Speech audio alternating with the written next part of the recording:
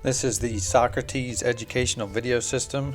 It is an educational computer made in 1988 by VTech, or Video Technology, and it has several games on it, mostly kind of like educational things, a couple of fun things for kids to do, like a paint program or a musical program.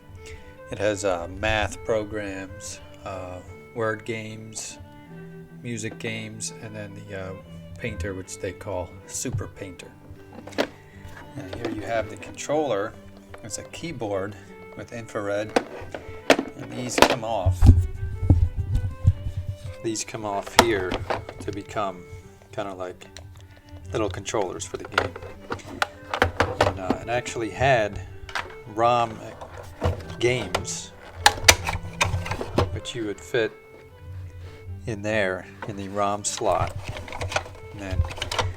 But there were only 9 games produced for this particular computer educational system. See the remote control.